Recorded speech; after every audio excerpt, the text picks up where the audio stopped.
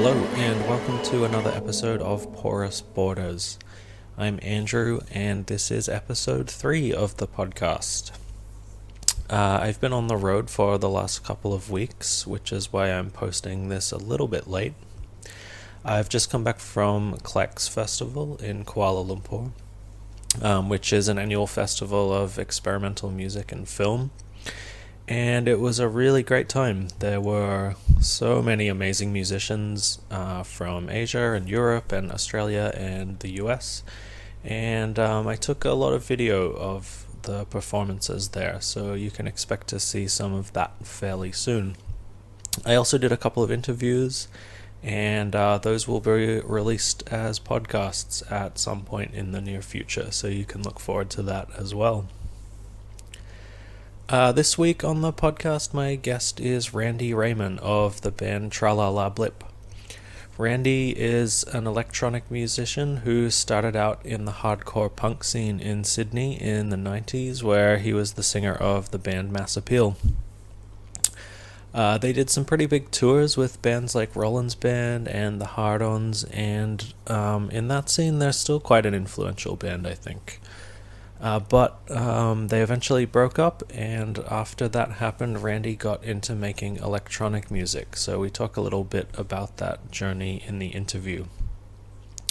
A few years ago, Randy formed the band Tralala Blip. At that time, he was running some electronic music workshops for people with disabilities in northern New South Wales.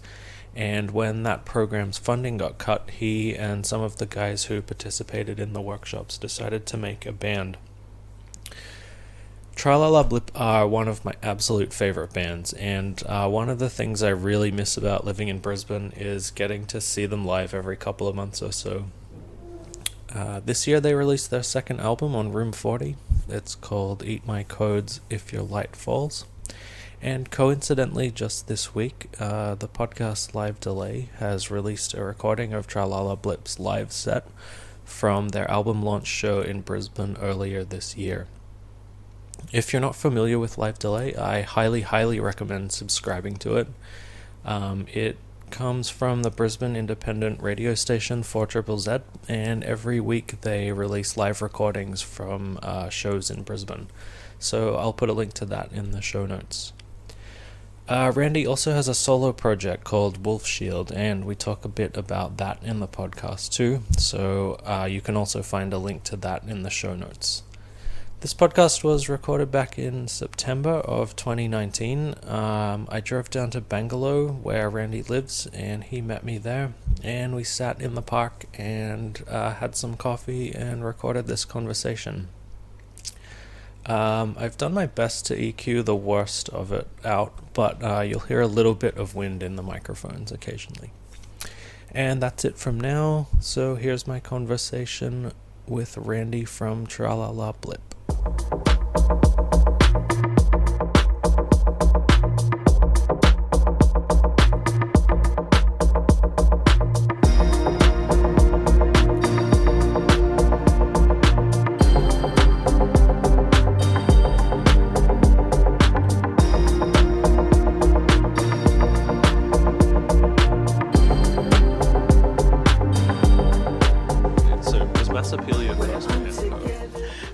Pretty much. There was a garage band I was in just before that.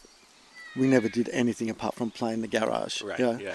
And none of us knew how to play anything. We just got bits of stuff together whichever way we could. And I remember the drummer who didn't know anything about drums. He had a pedal, but he didn't have the actual thing that hits that skin, so we had a screwdriver in there and taped that up, so it would make a thud. Yeah. Just that kind of thing, and strings on the instruments, but you're supposed to tune them, that kind of stuff. What does that mean? And I just was the vocalist because I didn't have any instrument. Okay, And then, but everybody in that little garage band, we were going to gigs in Sydney at the time, and we were all from the western suburbs of Sydney, and we all were sort of really gravitating to the more hardcore sound that was coming out of the US at the time. This is like early 80s, and not so much the UK influence, and Sydney was still really heavily influenced by UK punk. Right. And going to gigs in Sydney, everybody was dressed up in leathers, and we were from the suburbs and rode skateboards, and Right. we're not so fashionable. We were fashionable in our own way. We thought we were being Yeah. fashionable in Yeah, the yeah. UK, I mean, in a US hardcore sort of thing. But anyway, so we'd all go to gigs in Sydney, and because we were just interested in this other style of music we were doing, we just started going crazy at the gigs and stage diving. There was no stage, so we'd put chairs or dive off the bar or whatever we could do, and soon got the attention of other people going, who the fuck are these kids, who were in cut-off jeans and Yeah. flannelette shirt. And I got into so many fights back then, or avoided fights from skinheads and all that kind of stuff that just wanted to beat me up because I looked different, Yeah. looking normal. Yeah. But anyway, the guys that were going to form Massappeal, the guitarist and the drummer, they were like, let's form a band, let's do something more thrashy, and they saw me just going crazy, and I was at a Hard-Ons gig in Sydney, and just jumping around because it was just my outlet. And then they asked me if I wanted to join this band. And once again, it was the only thing that was available was the vocals. There was a position for a bass player at the stage. They didn't have a bass player, but I was like, I don't know how to play bass. Yeah. I don't have any stuff. So okay, well, you can sing. Yeah. And then the first bass player that was in that band, Massappeal, was actually the bass player from my garage band who grew up in the western suburbs, and he still didn't know how to tune a bass at that stage. Yeah, right. But he joined Massappeal and learnt pretty quick, just how to tune a bass. And then we just started doing gigs. Yeah, so that was, I think, 85 when we started playing. Yeah, before we were talking about the hardcore scene around here, like the Northern Rivers, I guess. What was this hardcore scene like in Sydney at that point? There wasn't really there was a punk scene, and there was a couple of bands. There was guys in their garages and stuff wanting to do what we were doing, and there was some bands in Melbourne that we really liked at the time that were doing hardcore, like Civil Dissident and Vicious Circle, and there was a few others. In Sydney, there was one band that sort of were influenced heavily by the Dead Kennedys, I'd say, World War 24. Yeah. Okay. My band's actually played with them, I think. Huh? Are they still around? Yeah, I think they are. I think my band played this random show with them on the south side of the Gold Coast a couple of years ago. Yes. Yeah, and it was super fun. It was like, we'd never played anywhere in that area, and the pub was like pretty rough, and so we didn't know what to expect, and it ended up being one of the funnest shows we've played. And Cool. Those guys are super nice. Yeah, right. Yeah, they were. I really liked them, and I would go and see them, but I was always intimidated by the Sydney punk scene at the time because it was quite aggro. But I'd go to all the gigs and then I'd shy away and run away. But aside from that, when Massappeal started playing, what I loved about it back then, it wasn't a hardcore scene, so we played with all sorts of bands. We were playing with a lot of bands that were associated with like Red Eye Records and stuff, so more experimental things. And it was rare that it was a full punk show for a while. And then when bands would come up from Melbourne, then there'd be like a punk show where it would all be like punk or hardcore. But my fondest memories are playing with bands like No, and which had Ollie Olsen in it and stuff like that, and The Dumb and the Ugly, and King Snake Roost, and bands that were not hardcore but were inspiring for me back then. And definitely by the time it got to the 90s and there was a hardcore scene, Massappeal were considered not part of that because we didn't stick to a formula musically. We just didn't know how to, really. It wasn't that we were anti-formula, we just didn't know what we just sort of made stuff up. So if there was a hardcore scene around that stage, we were on the out. Right, yeah. But you guys got some pretty big gigs, right? You've opened for Rollins band and Yeah. yeah.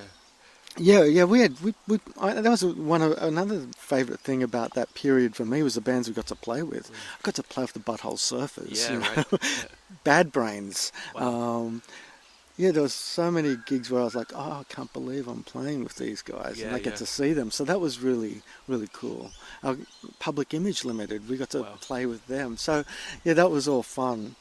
Yeah, and we played the first Big Day Out and a few other things like that. So there was a stage where, I think the thing was we were really naive, at least I was, and everybody in the band was. We just did what we did, and then when we started getting this recognition or there was, I was unaware of it a lot of the time. We just turn up to gigs and do gigs and record and stuff. And I think then there was the whole sort of early 90s grunge thing was taking off, and we were totally not into or knowing how, or just not into tailoring our sound to anything or whatever. And then there's a lot of people coming to check it out.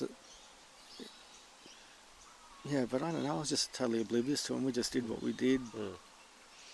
Yeah. And how did that project finish up? It finished up around, I can't remember the year, because I'm old and it was a long time ago, but it was in the mid-90s, early 90s, I think. 94 maybe? Anyway,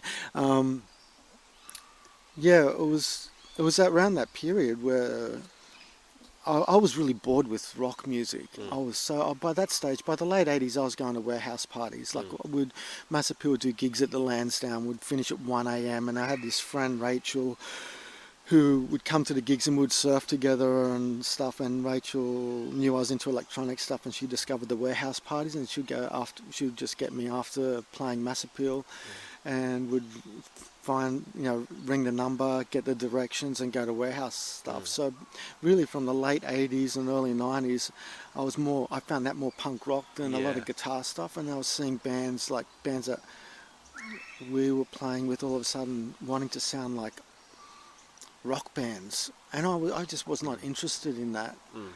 I was so not interested. So by the time we got to the end of us, I was really into what we were doing, but we were, I think, all disheartened by what was happening in the scene. Well, not that we were a part of a scene, but all of a sudden there was all this, everybody wanting to sound like Nirvana and all these other bands, and it became so boring. I was like, it made me physically ill nearly to be there. I found myself walking out. I remember seeing, they were sort of friends. I remember giving them their first gig, like UMI, and I remember going to see UMI at the Lansdowne one night and having to turn around and walk out because I just couldn't believe what I was seeing and hearing. It was so disheartening.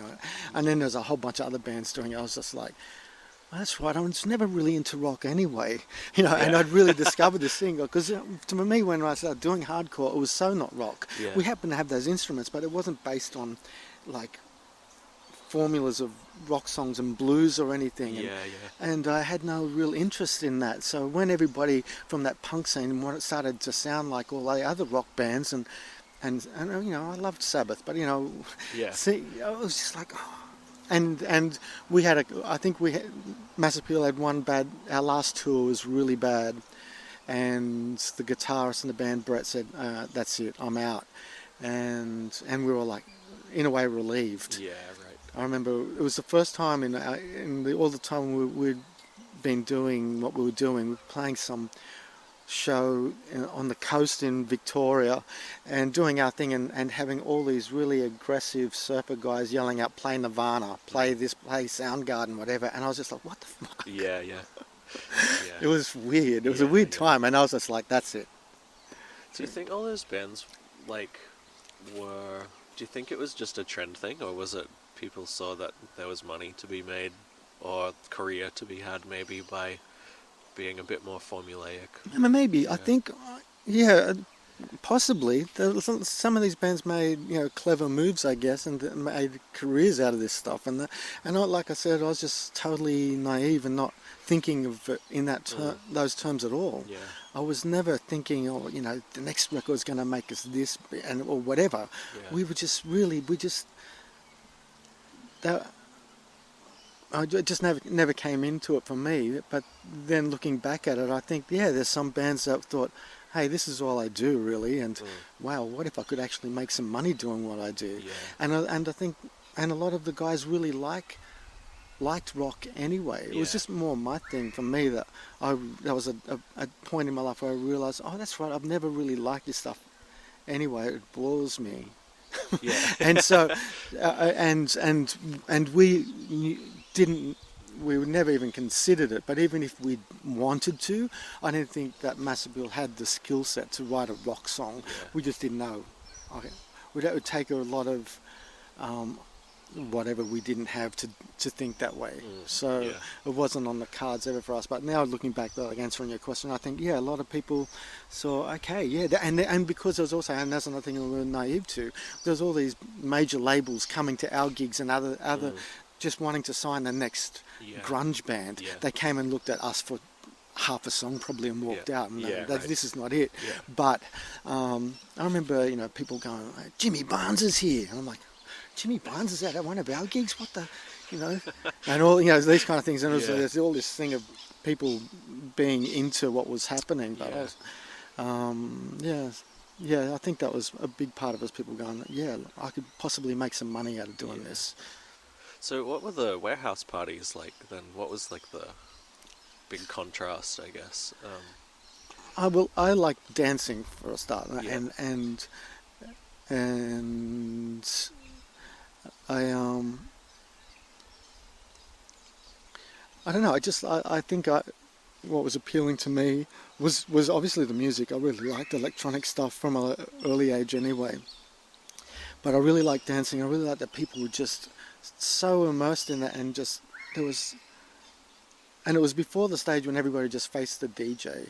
There was just people on the dance floor just dancing, and that was really appealing.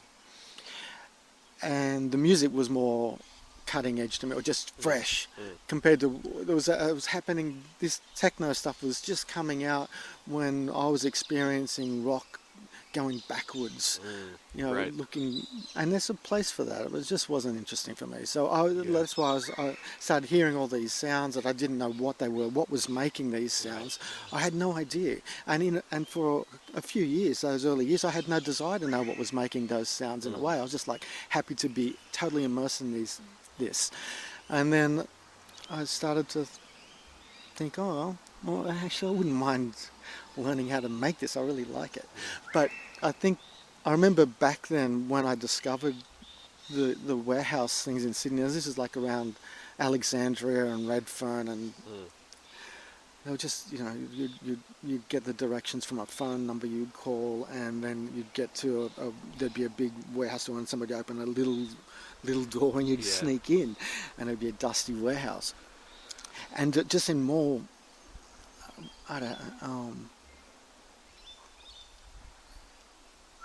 open to new ideas, and that was exciting to me. I could hear all these ideas coming out, and so I was totally into it. Yeah. How did you start making electronic music? I got this would have been in the early 90s, I guess. It was around the time when Massappeal stopped playing. One of the bass players in Massappeal, Sean Fonte, and his brother, they were into electronic stuff, and they went on from he left Massappeal and started a band called Caligula, and they had electronics in them, and then they went on to do Def Effects and a few other bands, I think, and they were into drum machines and that kind of stuff. So I remember getting in contact with Sean Fonte and asking him, telling him what I wanted to do. So, and I had a person I worked with had an old PC he was getting rid of it, I'd done some extra work, so he gave me a PC. Sean gave me a copy of Cubase and gave me an old Rollins synth, and I took it home, and I was just like, holy shit, what do I do with this? I thought, I was afraid that if I did touch anything, it would break it. Yeah. I had no idea about computers or anything back, 93, 94, I think. I can't remember. But I had no idea, but I knew I wanted to make music. And then one of the guys that was original bass player, Massappeal, Kevin, he was really into electronic stuff too. So we started living together on the northern beaches, and together we worked out how to do stuff. And I had a little cassette recorder, and we just recorded our jams to a cassette. And so mostly was done in the first version of Cubase. Right. Okay. So yeah, started. And a sampler. I saw computers. Akai sampler S2000 or something. Yeah. Which did my head in, but I finally worked out how to use it. Yeah. Did you play live at that point? No. We just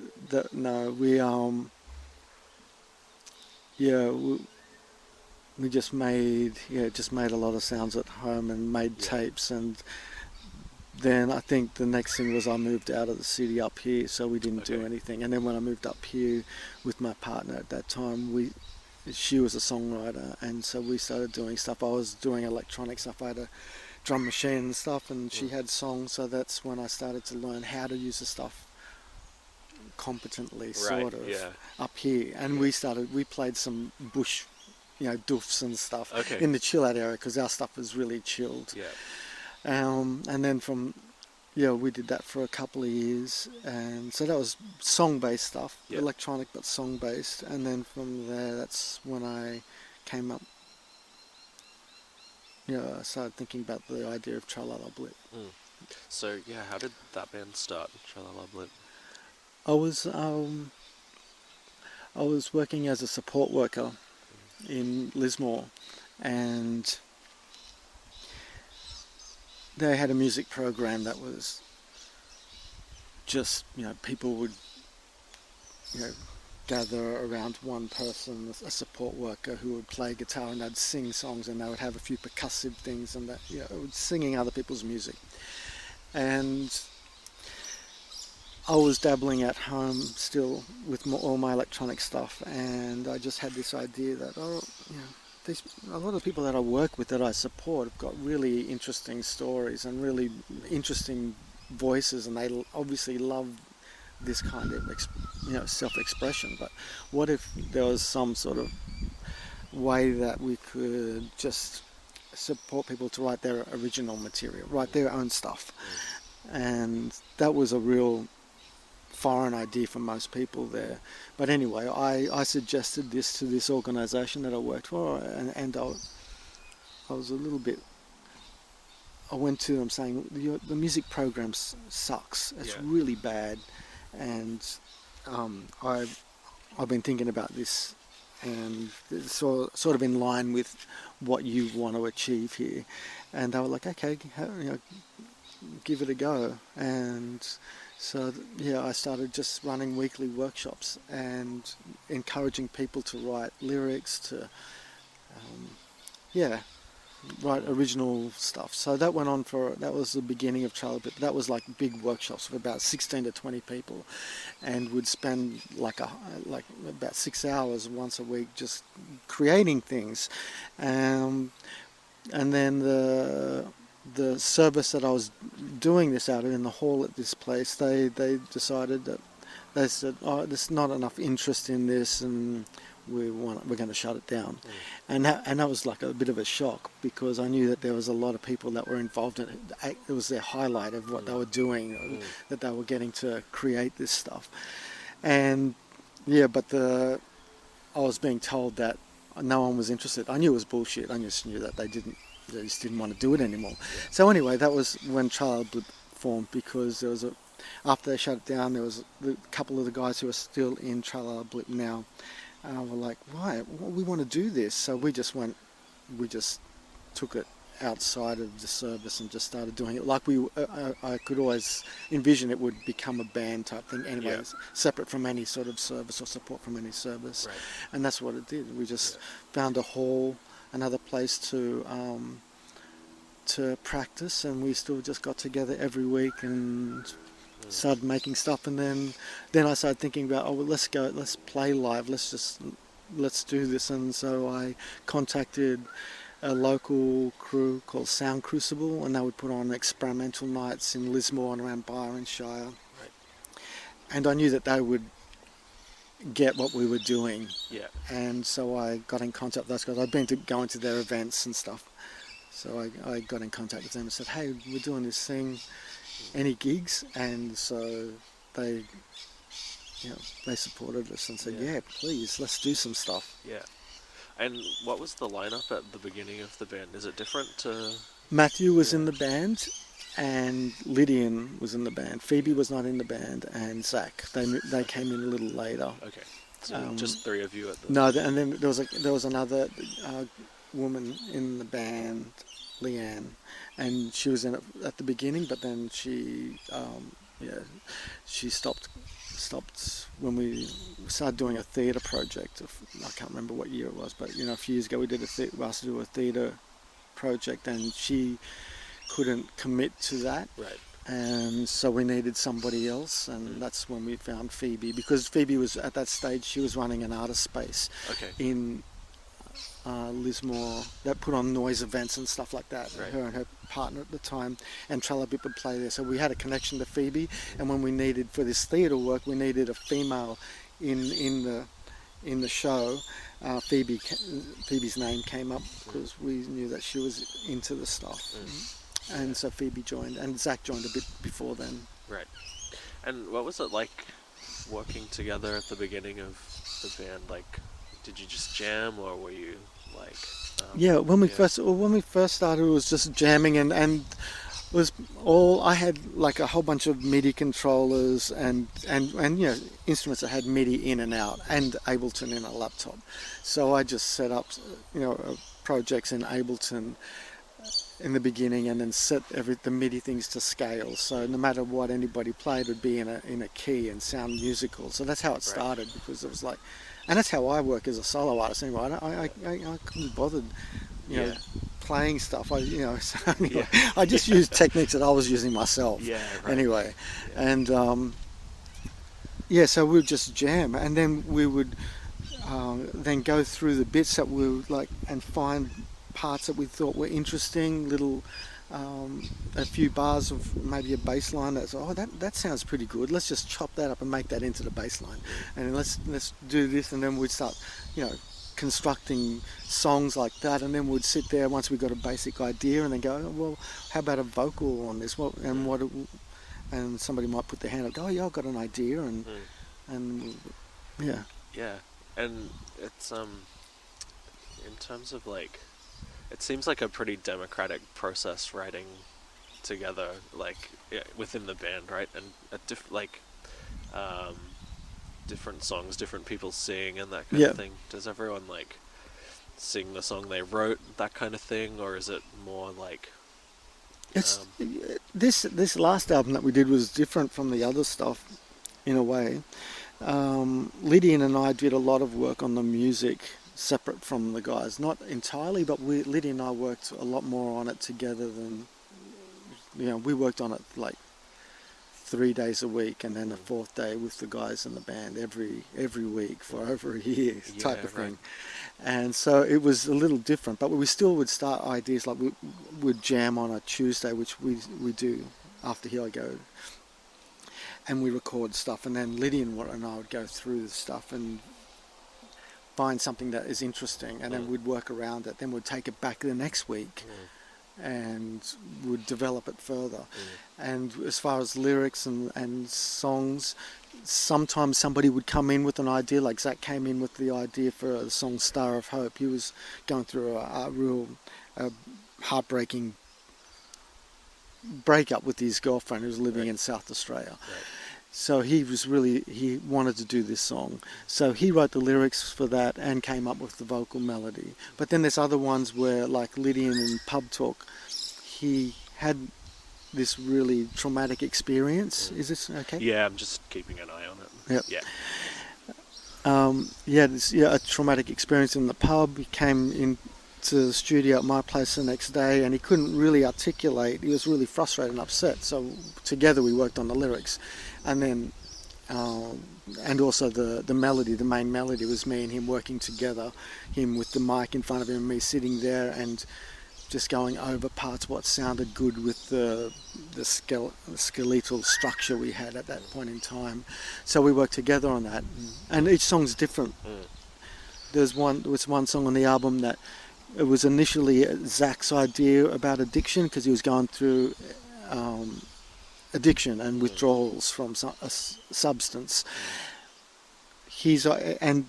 But when we all sat down and looked at it, we thought it needed to be a broader subject, and so Phoebe could relate to it. So him and Phoebe wrote the lyrics to that, and the vocal melody came from me. It was like we had the stuff there, and then this melody came up. So I was like, hey, how about this? Hummed the melody, and I was like, yeah, that's great. So that's the way. And so every song was a little different. Yeah, cool. Yeah. You've, since the band started, you've had a lot of really cool opportunities and played overseas a lot at this point, right? And yeah, a couple of times. Yeah. I guess, like, what was the first big opportunity you had? Well, it doesn't seem like a big opportunity now, but it was a really important one that led to everything, and that was back in the beginning when we approached Sound Crucible and Rex in particular, and said we're interested and want to do stuff, and he was about to go to Brisbane to play at Disembranning Machine. Right. And so he asked Joel Stern, who was running that, got this other band from down here, Tralala Blip, can they play? And Joel was like, yeah, sure. We played Disembranning. That was our first gig in Brisbane, and we was packing up after the show in the van, and Joel came down and asked if we wanted to do a record. Right. So that ended up being a really important gig. It wasn't a big gig, but it was really important in what happened for us. Yeah. And there was a few. It's funny because some of the bigger ones end up being not so important. You think like playing TEDx was a really weird experience for us. It wasn't the greatest gig we've done. Not because we didn't play well. It was a weird situation. So people sometimes go, "Wow, you got to play at TEDx," and we're like, "Oh yeah." You know, the week after that we played the 4ZZZ car park, and that was way better. Yeah, I feel like those big gigs are, like you get a big support or something like that, and a lot of people feel like it's going to be, this might lead to something or something like that, but more often than not, it's like playing in front of a few friends that ends up being more fun or more memorable or sometimes that. Sometimes. I mean, there was the other really big thing that like playing Unsound in Krakow was really, really fantastic and amazing. And that came also through a small thing that happened in Lismore, because the guy who runs Unsound is originally from Australia. And he was the crew that we work with a lot in Lismore, Real Artworks and the Sea Space. They put on a show in this, which is now the art gallery, but it was an abandoned like school block in the middle of town, and we got to use it. The council said, yeah, you can use it. It's totally just like, there's a place where I got gigs for Kitchen's Floor and stuff like that place. It's fire traps, everything. But anyway, it was a great space. But we were playing at this space, Tralala Blip, and Matt from Unsound saw us. And after that, and just playing in this little dingy space, and he saw us and came up after the gig and said, do you want to come play Unsound? So I'm like, yes, so of course we want to come. So playing small gigs in things that you think, we're just playing this small shitty gig in Lismore, led to us going to Unsound. And from us playing Unsound, the people from ZKM in Germany, one of the women that was curating stuff for ZKM, Marie, she came along and saw us at Unsound, so she got in contact and said, do you want to come to ZKM next year? So it is those things of just one thing leading to another, and that's really cool. Yeah, definitely. Um, you were talking about the first record that you did with Joel Stone. That's Aussie Dream. Yeah. And then you had Oceans of Love, and this is your third album now. We Eat did. My It was Coats? funny because just before Aussie Dreams, we did this one for Disembraining Machine with one of the artists, Mutt Boy. Not Disembraining Machine, sorry, Sound Crucible, and the artist Mutt Boy. So we did this recording in Lismore with him, and it came out after Aussie Dream, but we recorded it before Aussie Dream, and it's really just complete improvisation of us with Mutt Boy, who's like on prepared guitar and just an oscillator and stuff, and we just improvised. So that record came out. So there was that one. So that was Tralala Blip meets Mutt Boy in Atlantis. Then we did Aussie Dream. Then there was what was that one? Yes, the one Oceans of Love. yeah, Oceans Yeah. of Love, and there was a Submarine Love Songs. Okay. Yeah. Yeah. And now this one. So there's been a few. Yeah, that's quite a lot.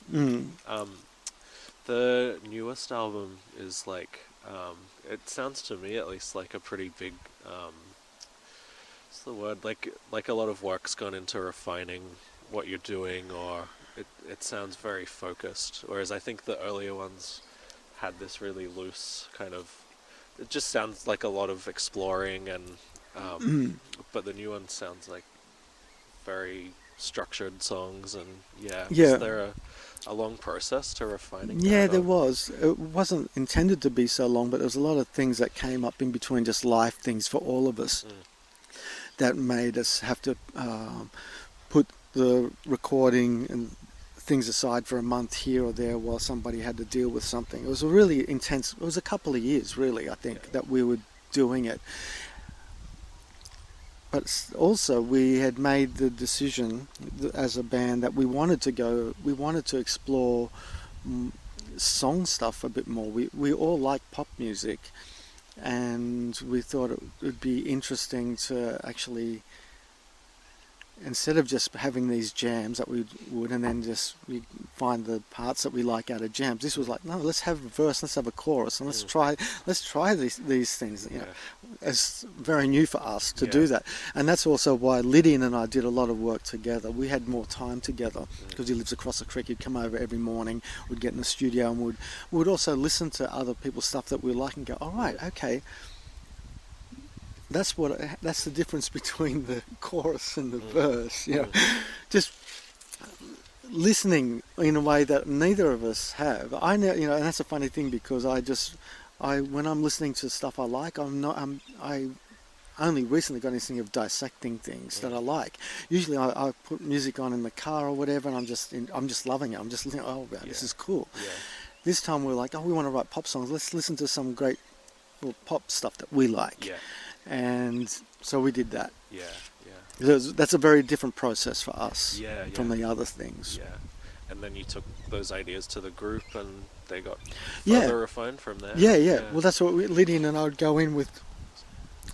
Just the skeleton of a piece might be just a couple of chords here or there with a simple beat, and we'd bring that in and then see what we would add to it. So we'd all hook up our stuff because everybody in the band has their own instruments and things. So every week everybody brings their cases with their stuff, and we just set it all up. Sometimes we would take in something, and it might be just one member adding something musical to it. That wasn't always, let's all just jam over top of this. Sometimes like, no mate, you and the MS-20, let's patch up something and see what comes out. And so it was always loose in the way. Every week sometimes we'd go in and have a real like purpose, like, okay, really we need to get a decent, rhythm to this song. It's sounding really good, but the beat's shit. Let's really focus on that. And then other times it would be a bit looser. And it's probably why it took 2 years. Yeah.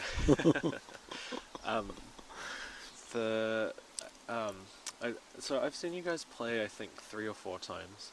And the last time was in Ipswich before the record came out, but at the beginning of the year. And I felt like the atmosphere was really different to the last time you guys played because the first few times I saw you guys play it was super. It felt super dreamy, and like there was a lot going on, but like you could always follow the melody or whatever, but just kind of a lot of sounds happening.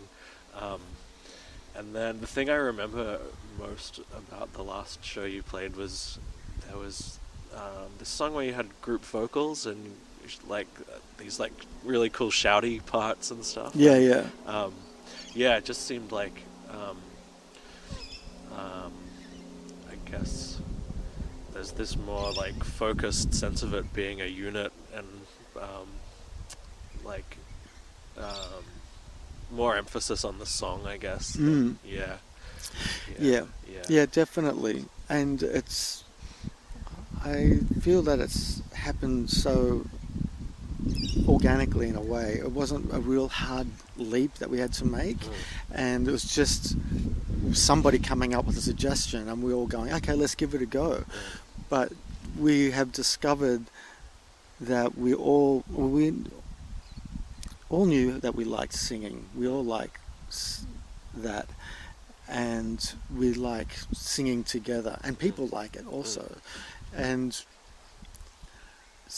it just so happened that on this record, and I can see we're probably going to go further down that way, maybe not, I don't know, but I see that I have ideas already, and I know Lydian does, about doing new vocal ideas and how we could sing together. And I think also because this time we thought of these pop structures a bit more. I know for me, so we'd be jamming some idea, and it would get to a part which is probably going to be the chorus, and then that would trigger a vocal idea for me, and then I'd just quickly record it onto something and then take it to the guys, whatever, and then we'd all try doing it together and go, yeah, that sounds good. That's a lot of fun. Let's just go with that. So there was maybe there might have been a part of me at some stage that thought, are we going to be able to do this? Because it's more structured now, where before it was more a jam and it didn't really matter where you came in or out of stuff. We're all in the vicinity of B flat, and it doesn't really matter. Yeah. And and we enjoy that, and we still do that a bit. We do that live, because our songs, even though they're structured in pop things, the way that the technology works, if we want to stay in the middle section longer, we can. If the verse we want to go longer because somebody decided not to sing right now, we're not like, it's not a press play and oh shit, the chorus is going to come in now, we're going to miss it. It's just like, it's still loose and we can still improvise. But there is that thing of like, no, but we're going to hit that chorus and that's going to be fun. Yeah, that's cool. I wanted to ask you, so like one of the features of, or like the not features, but one of the most notable things about Tralala Blip is that some of the members have disabilities, and it's not often that you go out and see live music and see people on stage performing who have disabilities in this culture. And I guess I wonder what your perspective is on that, because it seems like you just had an idea, and an idea that a lot of people wouldn't necessarily think of, because you worked with you worked as a support worker, and it just took a bit of creativity, and suddenly these people have an outlet that they wouldn't have otherwise had. And there are so many people in our society that don't have that outlet, and I don't know, I just wonder if you kind of see a future where that kind of opportunity would be open to more people, or does that make sense? This question came up actually last week when we played at Soft Centre, and the ABC The Art Show came along, and there was a guy asking a question about why aren't there more like this, or could there be more like this? And I think there of course there could be, and for many reasons that I can't even think of, there could be. But things that I think that would stop these things from going as far as Tralala Blip has gone is you need to have people in it that are really passionate about it and dedicated, Yeah. and that's what I am. I love it, Yeah. and also I think I love the whole creative process. With the relationship that we've all forged together is really beautiful, and we're really close. And these things take time. And I remember back when I was just starting as a project in a day service, and where they have this thing, oh, let's do this, run this project for 3 months or whatever. That kind of stuff. No, it can't work that way. It has to. And I remember having this conversation with them when they were like sort of wanting to, they were interested, but I was like, no, we can't just have this as a 3-month thing. Yeah. I understand some people will like it and some people will drop away, but if you want really amazing outcomes, then you have to just be dedicated. So anyway, I think it's just like any kind of band, to get it to work, to have longevity, it's just you have to have people involved in it they are just passionate musicians or whatever, and you can't just be somebody, a support worker, and going, I'm going to start a project like Tralala Blip. That's not going to work.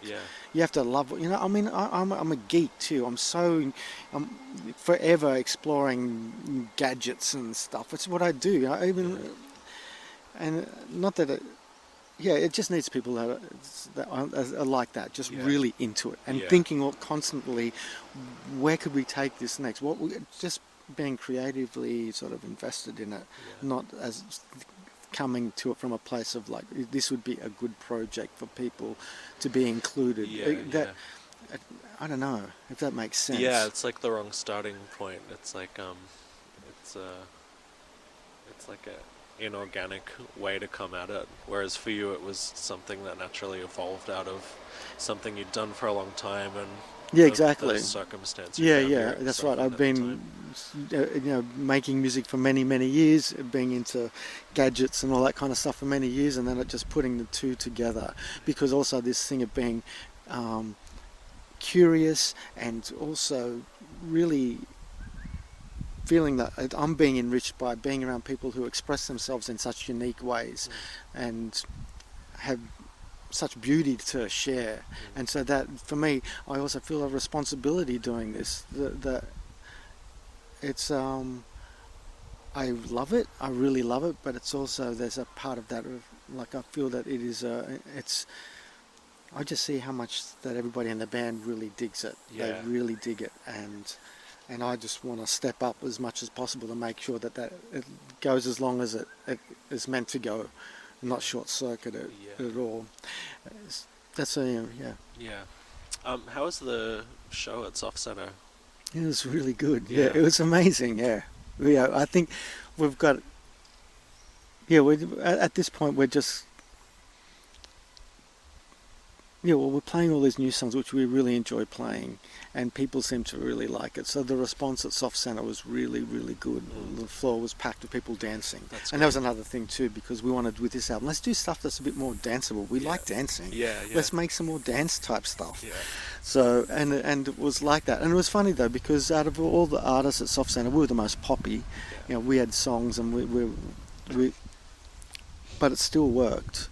And everybody that people who organised it were very happy with it, and we definitely were. It was great coming out. It's always fun to have a good PA too, where you can hear all that bottom end. It's nice. It's a great space. I have a history with that space.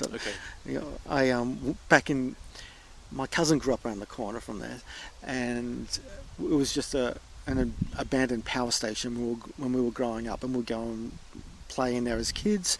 Then in the 80s it was still an abandoned power station, and Massappeal were going to do a music video, and some art student friends of the bass player said, let's go out to this place at Casula and do a music video. So we shot a music video out there. And when Soft Centre asked us to play, I was like, and by the way, and Gemma, the girl from Soft Centre, she was like, have you got any footage of that? And I go, no, I don't have that, but I'll have a look online. So I got onto YouTube, and of course it's an old Rage know, Yeah. VHS footage of the, and I go, look, see, there it is. That's the you know, the power station in the background. So it was really, I have a bit of a history with that space, and that was added something to my experience there last week. Also, just walking around. I remember I was a little kid and would steal golf balls from the near golf course and again throw them through the windows and all stuff. And then the punk thing, and now playing there with Tralala Blip. It was pretty weird, but good.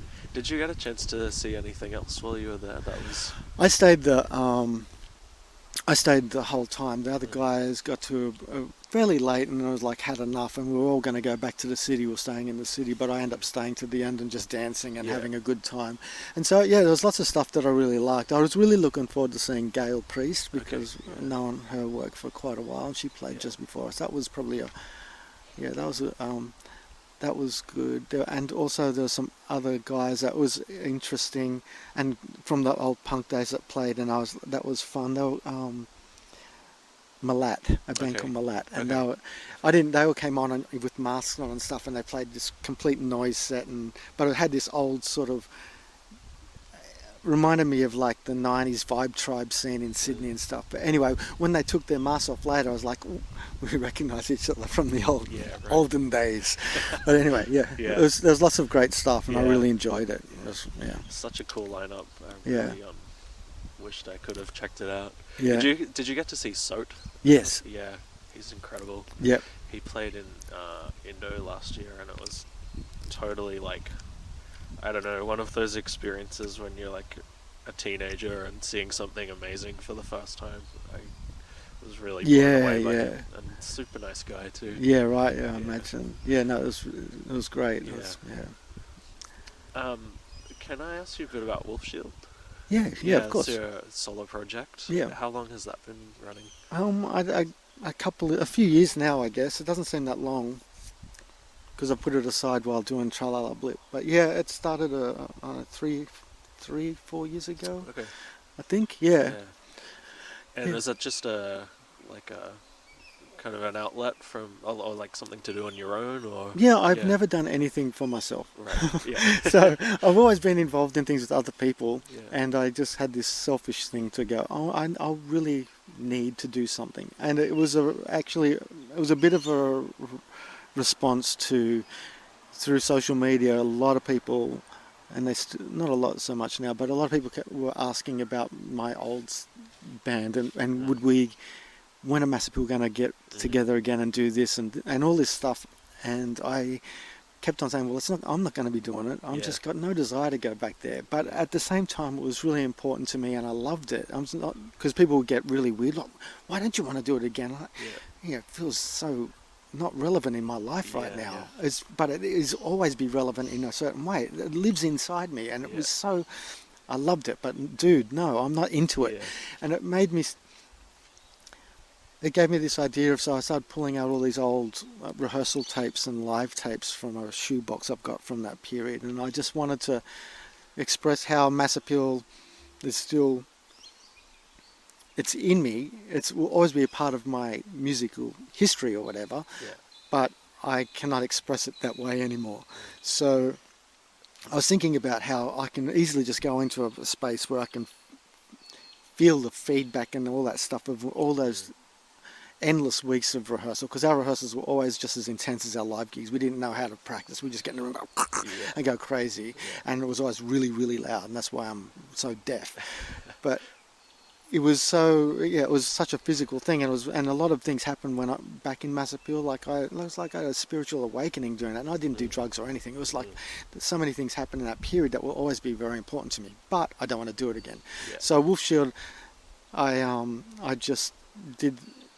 I got all like bits of ends of songs, like feedback and stuff on the tapes, and I just made them into drones and things, and or just a chord from the beginning of a song, whatever, and I just make those into drones, and then I would sync them, put them in a sampler and sync them to my drum machine, and then I would go through my diaries, because I still have some from back in there, what I was writing back then, and I created songs out of that, just as a thing, like, this is how I sort of experience Massappeal in a way, or whatever. It was just something that I just felt I wanted to do. Oops. I've got to go in about 20 minutes. Okay. In about, Agrees. yeah, I still got a 10 or so. I just got to go pick up Lydia and stuff. Yeah. But yeah, so that was, yeah, that's why I started. The first cassette that I did for 10th Court, Residuum was just, it was like the leftover bits of how that still is in me. And so I still, now that I have a bit of time, I've started some ideas, but it's no longer including anything to do with Massappeal. Okay. Yeah. It's just new stuff, possibly. Okay. Yeah. Cool. Can I ask you a couple of like real nerd kind of gear questions? Yeah. I'm just super curious as to how the live setup works with Tralala Blip. It's not common to see so many people playing electronic music together. Yeah. So yeah, how does that work? It's changed really recently. I think that the time you saw us last probably would have been the last gig we used a laptop. Right. So it's always had Ableton up until that gig, and then after that the laptop's no longer in our setup. But up until then it was project in Ableton. Basically, me live, I'm mixing stuff. Right. I'm the mixer pretty much. I rarely do stuff apart from mixing and changing scenes, in Right. Ableton. Yeah. So different parts of the songs in the scene. So that was my job, making sure the levels are okay with vocals and all that. And to a large extent, that's still what I do, just without a laptop. And so everybody's audio is going into different channels in Ableton through a Motu interface. Okay. And so everybody's, like, Liddy would have his K oscillator, Zach had a Tenorion, Matt is MS-20, but Matt's MS-20 we were only using its sounds for recordings, and then when we're playing live it was just MIDI, so his MS-20 was triggering soft synths in Ableton. Right. Okay. And then auto-tune on the vocal channels. Okay. Now we don't, from the last few gigs, now what I've replaced Ableton with is Synthstrom is a company from New Zealand. They make an instrument called the Deluge, and I love it. So it sort of operates a little bit like Ableton. Well, it can operate in so many different ways, but pretty much all our recordings are cut up into little loops and stuff and put into this instrument, and I use it in a similar way to Ableton, like scenes and stuff. And then I've got a mixing desk now instead of Ableton. It's a Zoom mixer, and we have 3 different effects processors, and so 3 mics that we share, but they're really, really cool TC Helicon Voice Live Touch 2s, and they just are really, really fun, because it's way more fun than doing vocals through Ableton. One of the reasons I stopped using the laptop live was I kept on getting issues with latency. No matter what I do, like I'd fix it up and then there'd be an update to Apple that did or whatever, and all of a sudden there was more latency, and it was just a real pain, and it was just a drag. And I've been using Ableton since version 1.5, so I was sort of a bit over having Ableton, to use as a creative tool. We still use it in the studio all the time, and I do use it as a creative tool, but I just didn't want it on stage anymore. I was tired of it, and with the latency issues, that was okay. And but now Liddy, he's still got a K Oscillator Pro, but he also has a little analog synth, the Rollins SCO2, which he uses. So he's been learning how to play that, and he's, picks it up really well. Liddy's really amazing. So he's using that. Matt's now using a video synth live, so he's got a Critter and Guitari ETC video synth. So he's got a video synth and a little screen, then a splitter. We've got our own projector. I bought a projector, but on big shows they have their own, so it goes straight to their Soft Center. The HDMI from his little synth went straight to their thing, and then his projections behind us massive. So he is all improvised live visuals. So Matt doesn't play us any audio synths now live. He still does his songs, and when we're recording he'll use synths, but when we perform live we don't. That was the thing, we had so much sound going on, we didn't really miss if one person wasn't making extra noises, and because Matt is so visually orientated. He lives and breathes it. It's just every day. That's all he's doing is doing visual stuff and his synth stuff. He got this video synth, and then Phoebe's got a sampler that she resamples the sounds that are happening on stage and uses that. And Zach's Tenorion died, so now he's got a K oscillator and a Korg synth too. Okay. So that's what we use. But then in the studio, I've got so much stuff, and Lydian's got like 3 different drum machines. Matt's got 2 synths. Zach, we've all got so much stuff that we don't use live. Yeah. But a lot of the stuff that we did do on the recording is now in the Deluge. Right. So it's all coming out of. It's all synced. It's all synced. Yeah. Well, everything in the Deluge is synced, but there's no MIDI send to anybody else on stage. There's an audio.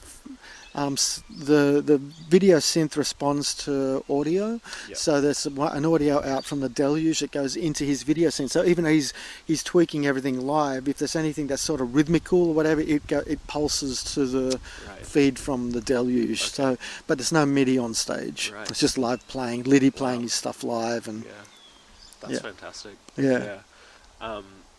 Matt did some of your artwork too. Is that? Yeah. Yeah. Oh, does he do all of it? He does most. This time he worked with the guy from Room 40 who does a lot of Room 40 stuff. Right. So, but the main little collage, the butterfly girl, I think he calls it. That was his, and so I've got the original. It's about this big, and we really liked that. We were going to go. Matt got really into doing collage stuff this time, and not so much illustrations. So we knew it was going to have something to do with collages, and then we were giving it to Lawrence, throwing ideas back and forth with Lawrence, and then so between all of us, we were coming up with the ones that we really liked, and then Matt handed it over to the artist that Lawrence works with a lot, and he did the rest of it. Right. Cool. Yeah. Cool. Well, I won't keep you too much longer, but is there anything you guys have coming up that you want to plug, or anything for Wolf Shield, or? No. Tralala Blip will be. I imagine we've been asked we keep on getting asked to do gigs now. Phoebe's going away for a bit of October overseas, so we've had to say no to some gigs. I know that we're going to be on. It doesn't matter, but we'll be on ABC TV on the 5th of October, I think, for the interview that they recently did. Yeah. And next year Japan, but that's still hasn't. It's definitely on. Like Lawrence said, it's just a matter of us getting our shit together to get the funds together to do that. Yeah. So that's one thing that we're all looking forward to, is doing that. And next year will be fully getting into doing a follow-up record. Great. We're already working on stuff because we're all really inspired. So there's ideas coming out of everybody already. Yeah. So we're going to do that. And I of course would like to do some Wolf Shield. It's just finding the time in amongst all. And like I said, I have been, and on the weekend actually, I've got this one thing, and I'm using the Deluge for it too. Well, I've got modular stuff and all sorts of synths, and I record everything into the Deluge now and construct in there because I'm just finding it fresh. And anyway, so I've been doing that, and vocal melodies are coming and all that, but the lyric side of things is like.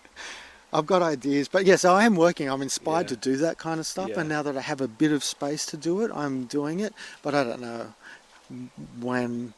I know Matthew from 10th Court was on to me to go, send us some new stuff. Yeah. And I want to, but it's just a matter of doing it. Yeah, but it's super nice that Tralala Blip can be your full-time project. Oh yeah. Is it also for everyone else in the band?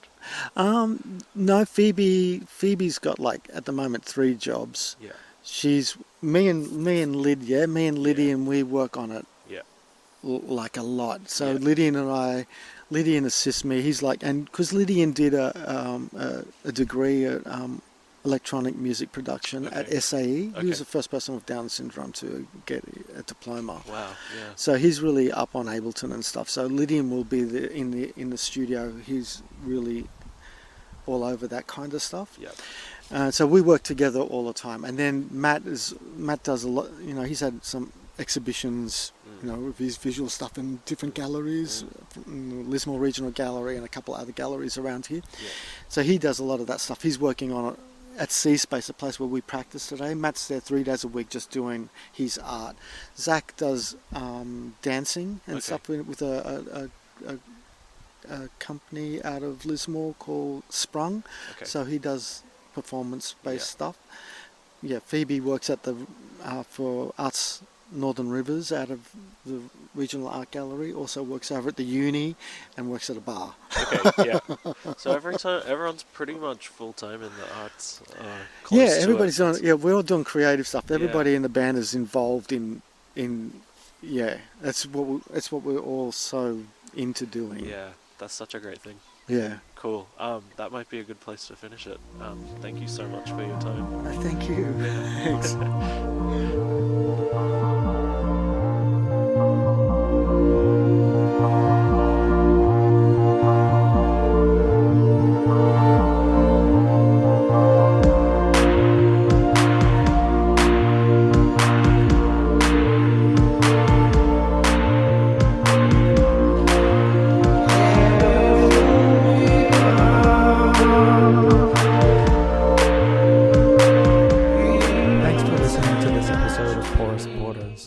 If you're interested in exploring more underground music from the Asia-Pacific region, you can check out my YouTube channel, Concrescence Records. You can find the link to that in the show notes. If you like the podcast, please subscribe, rate, and review in the iTunes store. If you have suggestions or feedback and you want to get in touch, you can email the show at porousborders@gmail.com. You can also find me on Instagram at @ANDRWMH.